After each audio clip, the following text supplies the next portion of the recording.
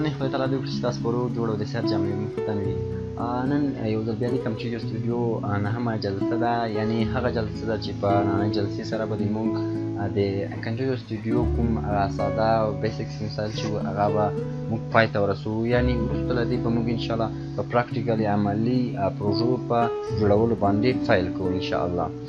نو په همدغه ډول سره د نننۍ موضوع لپاره موږ درې مهم مسایل انتخاب کړي دي چې تاسو کولی شئ هغه په خپلو کورسونو کې د کورسونو په جوړولو کې له هغې څخه استفاده وکړئ.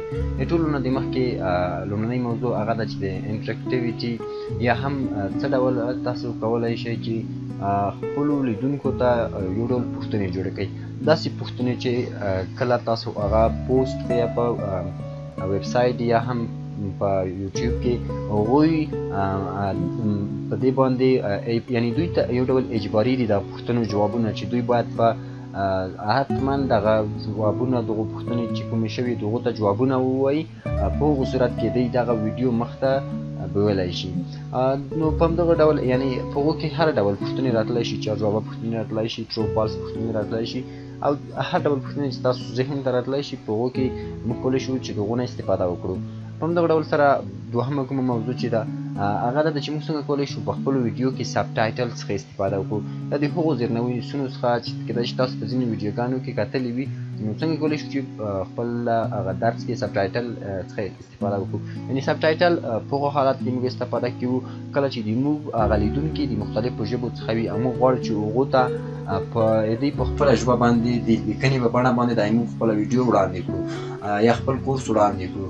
درېیمه جلسه چې د هغه ویژوال افیکټس دي چې موږ څنګه کولی شو خپل کورس یا خپل هغه ویډیو کې چې موږ غواړو ایډیټ کړو ویژوال افیکټس څخه استفاده وکړو یا هغه وکاروو. نو دغو مختلف ډولونه دي، خو تر ټولو نه مهم ډول یې چې په نننۍ جلسه کې به انشاءالله په هغو باندې موږ یو څه تاسو ته معلومات درکړو. هغه دا دی چې موږ څنګه کولی شو د ویډیو بیکګراوند شاتنی کوم بیکګراوند چې دی هغه که هر رنګ وي له منځه یوسو، اما کوم رنګ د هغو لپاره بهترین دی یا ښه دی چې موږ یې هغو ته وټاکو. انشاءالله موږ به د ویډیو په دوران کې هغو ته یادونه وکړو. نو که تاسو غواړئ چې دغه مهم موضوعګانې تاسو زده کړئ نو تاسو باید زموږ سره دغه زموږ ویډیو تر پایه پورې وګورئ. نو راځئ چې دغه نننۍ جلسه په ګډه سره پیل کړو. راځئ زموږ سره سکرین ته یو ځل مو بیا سکرین ته که راغلاست وایم راځئ چې موږ په نننۍ جلسه باندې پیل وکړو.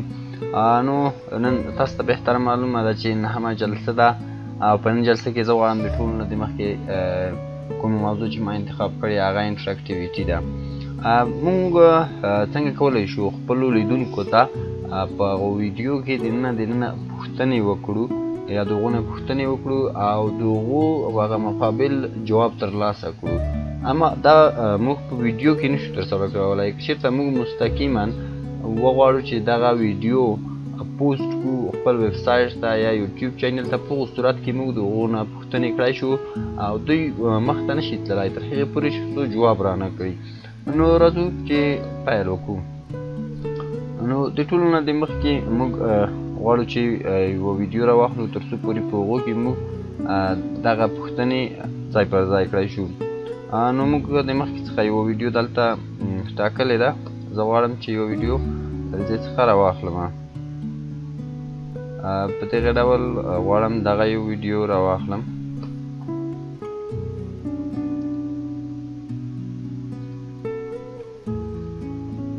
نو ویډیو موږ پوسټ کوو ټایم لاین ته. وګورئ دا یوه ویډیو ده، سمه ده. نو که چېرته زه اوس وغواړم چې د خپل مقابل لوري څخه پوښتنې ولرم په دغه کې، نو په دغه ډول موږ کولی شو چې د هغو نه پوښتنې وکړی شو. اما که چېرته تاسو غواړئ چې په ټایم لاین کې د هغو نه کویز یا پوښتنې وکړئ، نو په ټایم لاین کې که چېرته غواړئ تاسو پوښتنې وکړئ، که چېرته تاسو د خپل ویډیو هغه موقعیت ته بدلون ورکړئ، تاسو سوال چې کوم یا کومه پوښتنه د هغه بل ته هېڅ په هغو کې هېڅ ډول بدلون نه راځي، یعنې د هغو په موقعیت کې بدلون نه راځي په هغو ځای کې ده. او که چېرته تاسو غواړئ چې په خپله دغه ویډیو دننه کې د هغو نه پوښتنه وکړئ، مثلا که دغه کوم ټایم لاین کې چې کوم تاسو دغه لیار ګورئ دا که چېرته تغییر هم وخوري، یعنې مخته شاته لاړ شي، نو په هېڅ صورت کې د هغو هغه موقعیت فعلي چې دی تغییر نه خوري. نو کوشش وکړئ تر څو پورې سلیکټډ میډیا باندې تاسو کار وکړئ. د مثال په ډول تاسو په 10مه ثانیه کې یا په 12مه ثانیه کې غواړئ چې د خپل لیدونکي څخه یو پوښتنه وکړئ. اما ټول نه د مخکې تاسو باید په سلیکټډ میډیا باندې کلیک وکړئ. کله چې تاسو په هغو باندې کلیک وکړه دلته کوم ډیفالټ کوېشن ټیکسټ چې انتخاب شوي دي هغه ملټي چوسز دي، سمه ده. نو دلته وګورئ تاسو څو رقمه کولی شئ چې هغو ته د هغو پوښتنې وکړئ. غواړئ چې مکمله تشریح درکړه، په همدغه ډول غواړئ چې هغه کوچنی جواب تاسو درکړه، غواړئ چې تاسو ته په ټرو فالس باندې هلته جواب درکړه. نو دغه هر ډول پوښتنه تاسو د هغو څخه کړلی شئ. نو د ټول نه د مخکې زه دغه کوم لومړنی ډیفالټ چې انتخاب شوی زه غواړم چې دا تاسو ته وکاروم. نو وګورئ موږ د وخت ضایع کېدو د مخنیوي په خاطر باندې موږ د مخکې څخه دلته یو څو سوالونه جوړ کړي دي. سمه ده، زه دغه سوال کاپي کوم او دلته یې پیسټ کوم په دغه ډول سره. اوکې، نو راځم د ټول نه د مخکې وګورئ لومړی جواب چې کوم دی هغه په دغه ډول دی چې زه دا له دې څخه کاپي کوم او دلته یې پیسټ کوم. راځم په دوم کې هم زه کلیک کوم. اما دغه کوم اضافي شیان چې دي دا به تاسو له منځه وړئ. سمه ده، دا ما په دې خاطر باندې ورکړل چې تاسو ته اساني شي د هغو په پېژندلو کې. سمه ده، نو راځو په دغه ډول دوهم جواب هم را اخلو، دو ځای کټ کیو او دلته یې پیسټ کیو په دغه ډول سره. سمه ده، او دریم جواب هم زه را اخلم او اضافي کوم شیان چې دي هغه ترې له منځه وړم، کنټرول ایکس په دغه ډول. اوکې، تاسو کولی شئ له 4 څخه زیات جوابونه هم ولرئ، اما کوم هغه استندار حالت چې دی تقریبا هغه 4 جوابونه دی. نو په دغه ډول سره وګورئ دا یو پوښتنه شوله. سمه ده، د پوښتنه 4 جواب لري. دلته تاسو هغه کوم انسر چې دی هغه صحیح جواب چې دی هغه تاسو دلته ورته ټاکلی شئ. سمه ده، نو زه ورته د مثال په ډول دغه دوم کوم چې دی دا ټاکمه. نو اوس موږ ته دغه کوم سوال چې دی یا کویز دی دا جوړ شوی دی. وګورئ که چېرته موږ د هغه ویډیو په هر ځای ته بدلون ورکړو یا تغییر ورکړو نو په دې کې کوم تغییر نه راځي. اما که چېرته موږ په ټایم لاین باندې کړی وای وروسته د تابع د ټایم لاین کېدله نه دی ویډیو. سمه ده، نو دا هم یو ډول پوښتنه وه، اما تاسو ته دا په سکرین باندې اوس نه ښکاري. کله چې تاسو غواړئ چې د هغو نه کاپي واخلئ یا غواړئ چې هغه وښیئ نو بیا په خو صورت کې تاسو کولی شئ چې هغه وګورئ. نو په همدغه ډول وګورئ زه راځم دلته دوم ډوله سوال یا پوښتنه هم جوړوم د مثال په ډول سره ترو او فالس. وګورئ ترو او فالس کې زه راځم له دغې کویز څخه کاپي را اخلم. وګورئ کنټرول ا کنټرول سی، شارټکټونه یې ډېر ساده دي، کنټرول وی. سمه ده، نو دلته راځو سوال کې څه تغییرات راوړو.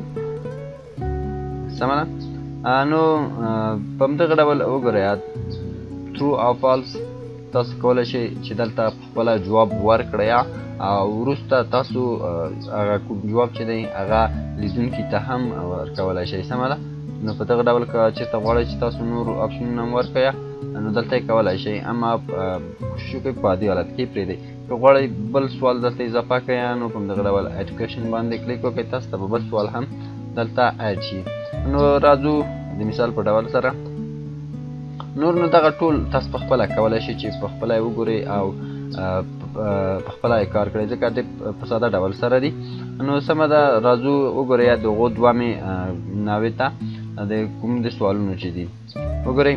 نو اوکې، بل ټکسټ هم موږ لرو چې انشاءالله هغه به په راتلونکي کې موږ وګورو په دغه ډول سره. سمه ده، نو په همدغه ډول راځم زه بیا ځلې خپل فایل ته چې موږ دومره کوم ډول پوښتنه لرو. سمه ده، نو راځم زه دا کاپي کوم په دغه ډول کنټرول سی. که چېرته غواړئ تاسو دومره پوښتنه دلته اډ کړئ، دومره پوښتنه هم تاسو کولی شئ چې دلته یې ورته اډ کړئ نو هغه په تاسو پورې مربوط راځي. نو په دغه ډول سره وګورئ دا موږ اوس څنګه کولی شو چې دا وګورو چې آیا دا به کار وکړي که نه. نو راځو وګورئ په دغه ډول سره زه راځم په لوکل فایل باندې کلیک کوم او غواړم چې دا وښیم. نو په دغه ډول موږ په کوم چې سمارټ پلیر دی په دو باندې موږ کوشش کوو تر څو پورې هغه پیسټ کړو. نو دلته اوس که چېرته موږ د مخکې تګ کوشش وکړو د موږ څخه ایمیل په همدغه ډول د ایمیل ادرس غواړي چې موږ یې لرو اما اوس انټرنیټ ته موږ لاسرسی نه لرو. نو زه غواړم چې تاسو ته صرف د هغوی یوه پریویو وښیم چې څه ډول به دغه سوالونه موږ ته دلته مخې ته راځي. سمه ده. نو په همدغه ډول موږ یو څه ورته منتظر پاتې کېږو تر څو پورې موږ ته دغه کومه ویډیو چې ده دغه مکمله شي او موږ هغه خپل کوم سوالونه هم چې جوړ کړي دي هغه وکولی شو چې ویې ګورو. نو په همدغه ډول دوهمه کومه موضوع چې ده تر څو پورې چې دغه مکمل کېږي هغه کپیشنز ده. کپیشن د څه لپاره کول کېږي؟ که چېرته موږ وغواړو خپل لیدونکو ته د متن د ذریعې معلومات ورکړو یا هم که په ساده ژبه یا په ساده الفاظو تاسو ته ووایم هغه زیرنویس دی چې د تاسو ویډیو په ښکتنۍ برخه کې به خپور کېږي. نو وګورئ تاسو به کیدای شي په ډېرو ویډیوګانو کې کتلی وي که چېرته تاسو غواړئ چې مثلا خپله ویډیو خپلو لیدونکو ته په بله ژبه باندې هم د هغو معلومات په لیکنې بڼه باندې ورکړئ نو تاسو له هغه څخه استفاده کړلی شئ. اما د هغو لپاره نورې طریقې هم شته دي چې کولی شئ له هغو څخه استفاده وکړئ. د مثال په ډول سب ټایټلز چې اوس وخت کې هر پلیئر ته اچول کېږي او په انټرنیټ په هر شو کې هغلته کار کوه بدون انټرنیټ څخه هم تاسو له هغې څخه استفاده کړلی شئ. نو راځو په همدغه ډول سره تر څو پورې موږ دغه دغو ویډیو کومه پریویو چې ده هغه سوالونه چې موږ جوړ کړي دي هغه دلته موږ وګورو. نو ما مخکې هم تاسو ته یادونه وکړله چې تاسو صرف کولی شئ دا په کوم پلیرونه چې دي هغه سمارټ پلیر دي یعنې په ویب سایټ کې تاسو کولی شئ چې دوی ته جواب ورکړئ هغه په اتوماتیک ډول سره تاسو ډیټابیس سره به هم وصل وي.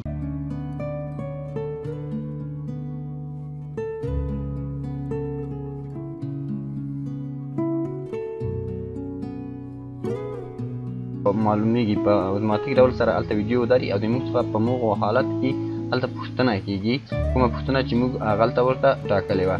نو وګورئ په دغه ډول سره وګورئ دلته موږ ته اوچت راغلی چې تاسو یو لنډ پوښتنه لرئ نو تاسو باید هغو ته جواب ورکړئ. نو وګورئ دلته موږ هلته مخکې هغو ته جواب ټاکلی وه سمه ده. نو تاسو کولی شئ چې هر یو جواب دلته وغواړئ هغو ته انتخاب کولی شئ. وګورئ نو دا کریکټ انسر وه. نو بیرته کنټینیو باندې کلیک وکړو تر څو پورې موږ هغو دوهمې پوښتنې ته دننه شو. نو کله چې دوهمې پوښتنې ته راشو هلته موږ د ټرو فالس په ډول باندې کړي وو سمه ده. نو هلته موږ ټرو کړی وه دلته موږ فالس کړي وو.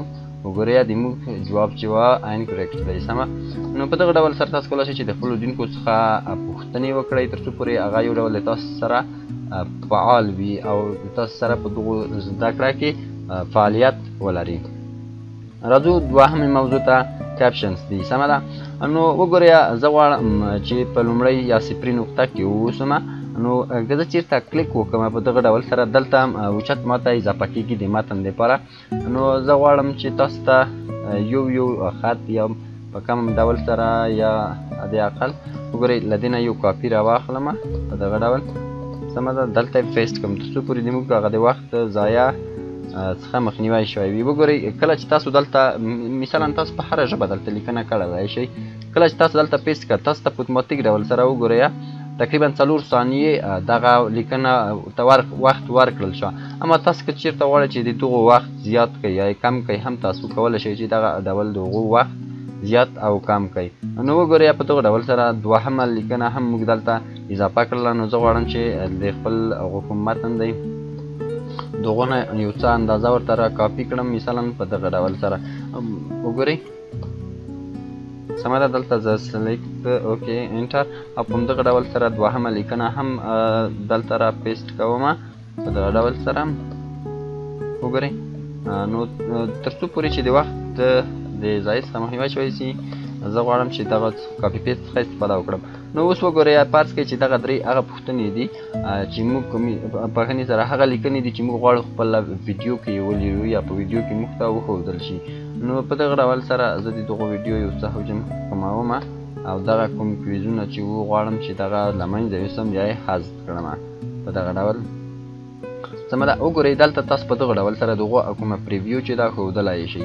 نو دلته اوس فرق د مثال په ډول سره تاسو به خپل هغو حالت ته ګورئ چې مثلا د ما دغه غږېدا چې دا په کوم ځای کې ده او په کومه ځای پورې به دغه لیکنه موجوده وي. په دغه ډول تاسو کولی شئ چې دغه لیکنې هم یو له بل سره وختونه یې د هغو کوم وخت چې دی ورته زیات یې کړئ او کم یې کړئ او په همدغه ډول سره دغو لیکنو ته تاسو کولی شئ چې د پونټ مربوط کوم سیټینګونه دي پراپرټیز دي هغه که ایټالیک دي مثلا دغه رنګ دی دغه پاسیټي ده دغه الاینمنټ دی هغه ټول تاسو کولی شئ چې ورته په خپله ورته اضافه یې کړئ یا په خپله وکاروئ. نو بله مهمه موضوع دا ده زه غواړم چې دا حذف کړم هغه دا ده چې موږ څنګه کولی شو خپل ویډیو کې افیکټ څخه استفاده وکړو یا ویژوال افیکټ څخه استفاده وکړو. تر ټولو نه مهمه برخه د ویژوال افیکټس ده. نو زه غواړم چې صرف تاسو ته د دې ځینې مهم اپشنونه چې دي هغه تاسو ته اوس لپاره کار کوم ځکه د دوی زیات تطبیق به موږ انشاءالله بیا په راتلونکي درسونو یعنې په تطبیقاتو کې به کوو چې د دغو زیات تطبیق هلته موږ باید ترسره کړو. نو زه راځم د دې څخه د مثال په ډول سره یوه ویډیو را اخلم په دغه ډول سره تر څو پورې تاسو ته د دغو معلوم شي چې موږ له دې څخه زیات استفاده په کومه ځای کې کوو. سمه ده؟ نو وګورئ په دغه ډول زه غواړم چې دغه ویډیو دلته ولرمه د ټولو نه ښکتنۍ برخه کې او په همدغه ډول دغه کومه ویډیو چې زه غواړم چې حذف یې کړم یا یې له منځه یوسم دغه ویډیو به پورته خواته لږ یو څه اندازه راواخلو په دغه ډول سره. نو اوس وګورئ موږ کوشش کوو تر څو دغه کومه ویډیو چې دا ته یو حد پورې کوچنی وکړو تر څو ځکه موږ ته زیاته ویډیو اوس نه پکار کېږي دغه حصه یې زه حذف کوم. نو وګورئ زه غواړم دغه کومه ویډیو چې ده دا یو څه هغه د سایز د نګاه نه یو څه کوچنی وي. نو زه په دې باندې کلیک کوم صرف وګورئ په دغه ډول سره زه دغه کوچنی کوم. نو که چېرته تاسو غواړئ چې دوی ته مثلا ویژوال افیکټ په دې کې وکاروئ نو تاسو په دغه ډول چېرته غواړئ چې دوی ته یو بارډر ورکړئ چې اکثر وخت بارډر دوی ته ضرور وي ځکه چې هغلته وروسته معلومه شي. نو دغو تکنیک تاسو کوم چې دی ورته اضافه کولی شئ کمولی شئ په دغه ډول سره. نو که چېرته تاسو بې بارډره مثلا دلته دغه دوهمه ویډیو یا عکس هر شی چې دی راواخلئ نو هغه تقریبا تر ډېر حده پورې یو ډول ښه نه راځي. سمه ده؟ نو په دغه ډول سره تاسو کولی شئ چې له دغه څخه هم استفاده وکړئ. نو دوهم کې قدم کې هغه چې دی کلیپ سپیډ دی چې تاسو مثلا ضرورت شو چې تاسو خپله ویډیو تیزه کړئ یا یې سلو کړئ له تاسو کولی شئ چې له دغې ویژوال افیکټ څخه استفاده وکړئ. نو وګورئ دلته تاسو کولی شئ چې دغو سرعت په خپله ورته معلوم کړئ. د مثال په ډول سره دغه کومه ویډیو چې ده اوس 23 ثانیې ده. نو زه غواړم مثلا دا لویه وکړم لویولی یې شم او غواړم چې مثلا کوچنی یې کړم کوچنی کولی شم. نو که چېرته یې زه کوچنی کړم 10 ثانیې پورې کړم وګورئ تاسو ویډیو ته وګورئ هغه به په اتوماتیک ډول سره کوچنی شي. او که چېرته غواړئ چې تاسو د دغو مطابق دلته په خپل زړه باندې دغه سرعت ډېر او کم کوئ هم تاسو کولی شئ له دې ځای څخه یې کوئ. کیدای شي تاسو زموږ چې کله هغه انټرو یا هغه لومړنۍ صحنه د ویډیو د پلې وي هلته تاسو دغه کارونه هلته لیدلې وي. نو انشاءالله خو بیا هم زه کوشش کوم چې څو پورې تاسو ته د دغو سپیډ یا کلیپ سپیډ کارونه تاسو ته وښیم. راځم دوهم قدم کې که چېرته تاسو غواړئ چې په د خپلو ویډیو په رنګونو کې تغییرات راوړئ یا سیاسپید یې کړئ نو تاسو له دې څخه دغو رنګونه ورته تغییرولی شئ. نو په دغه ډول سره نه غواړم چې ټول تاسو ته په یو ځل تشریح کړم ځکه د ویژوال افیکټ زیات تطبیق به انشاءالله موږ په راتلونکي درسونو کې وکړو. نو په دغه ډول سره تاسو کولی شئ که چېرته غواړئ چې هغه راونډېډ کړئ یا هم په دغه ډول هغه راونډېډ یې کړئ یا یو ډول یې ټول کړئ نو تاسو کولی شئ چې په دغه ډول هغه راونډېډ هم کړئ. نو وګورئ سمه ده. دوهم قدم کې وګورئ چېرته غواړئ چې د تاسو کومه ویډیو چې ده هغه دې په یو ډیوایس کې دننه راشي. تاسو کولی شئ مثلا یو کمپیوټر کې یو موبایل کې له دې څخه د هغو هغه نوعه چې کومه ده هغه ورته وټاکئ او په دغه ډول سره مثلا زه غواړم چې په آیفون کې وګورم نو تاسو کولی شئ چې په دغه ډول سره هغه په آیفون کې ورته ځای پر ځای کړئ. سمه ده؟ نو په همدغه ډول سره بله مهمه موضوع چې زه غواړم تاسو ته هغه وښیم هغه دا ده چې موږ مثلا څنګه کولی شو په د یوې ویډیو بیکګراونډ له منځه یوسو. د مثال په ډول سره زه نن غواړم تاسو ته کوم د یوټیوب بټن چې د دغو یو بیکګراونډ له منځه یوسم اما د ویژوال افیکټ زیات تطبیق به انشاءالله موږ بیا په خپل راتلونکي درسونو کې هلته کوو ځکه اوس تقریبا کوم درسي مواد چې دي هغه د موږ څخه مکمل نه دي نو دغو تطبیق به تقریبا تر ډېره حده پورې نیمګړی وي. وګورئ مثلا زه غواړم دلته د یوټیوب چینل دپاره یوه مثلا یوه بټن وکاروم. نو وګورئ مثلا تر دې غځه پورې د موږ دغه کومه بټن چې وه پای ته ورسېدله. وګورئ اوکې ډېر په دقت سره به تاسو له دغې بټنو څخه استفاده کړئ چې تر څو پورې هغه اضافي کومه ساحه چې د هغه رانشي کې. نو زه دا کټ کوم په دغه ډول سره دغه له منځه وړم. اوس زموږ مثلا کار د دغو بټنې ته دی، نو دا به یو څه کوچنی کوئ څومره چې تاسو کیدای شي ویډیوګانې لیدلي مثلا په دغه اندازې پورې دغه بټن موږ کوچنی کړه. نو موږ راځو ویژوال افیکټس ته. کله چې ویژوال افیکټس ته راغلو وګورئ ریموف کالر باندې کلیک کړو او په موږ کوم مثلا د کوم شو بیکګراوند چې له منځه وړل غواړئ په هغو باندې موږ په هغو باندې اپلای کوو. نو کله چې تاسو د ویډیو پراپرټیز ته راشئ وګورئ سمه ده په دغه ډول سره زه راځم یو ځلې بیا وګورئ.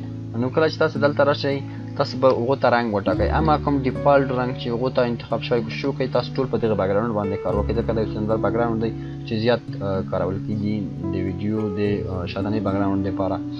نو وګورئ دلته تاسو کولی شئ مثلا دغه کوم رنګ چې دی زه غواړم چې دا یو څه اندازه رانږدې کړم په دغه ډول تر څو پورې تاسو هغه ښه ډول سره وکتلی شئ وګورئ. نو د مثال په ډول سره دغه دغو رنګ کیفیت چې دی تاسو په کامره پورې مربوط دی. مثال په ډول د ما د موبایل کامره 6 پکسله ده، نو زه په 2% باندې دغه رنګ له منځه یوسم. یعنې د ما هدف څه وه وګورئ که چېرته تر دې کم کړمه هغه کوم شاوخوا بیکګراوند چې دی هغه به پاتې شي. نو که چېرته یې ډېر کمه هغه کوم نور مثلا چې غوشین بیکګراوند ته نږدې رنګ ورته دی یا ورته نږدې دی هغه به هم له منځه لاړ شي. نو دا د تاسو د کامرې په کیفیت پورې اړه لري. همدغه ډول دغه کوم ښځیني سیټینګونه چې دي دغه هم د تاسو د کامرې په کیفیت پورې اړه لري چې څومره کیفیت لري. نو تاسو د خپله د خپلې کامرې مطابق دغه ورته پیدا کولی شئ او منظمولی شئ. مثلا ما چې خپلو ویډیوګانو ته خپل ضد موبایل باندې ریکارډینګ کومه نو ما 2 پر دغه ډول دغه لاندې کوم سپنیس چې دی هغه 10:9 وي سمه ده. نو په همدغه ډول سره دغه په دې ډول له منځه وړلی شو. نو زه راځم بیا ځلې پیټ ټو سکرین یې کوم. نو که چېرته زه اوس ویډیو پلی کوم وګورئ په دغه ډول سره به موږ ته هلته مثلا بیکګراوند چې له منځه جوړوه هغه به موږ ته په دغه ډول سره پلی شي.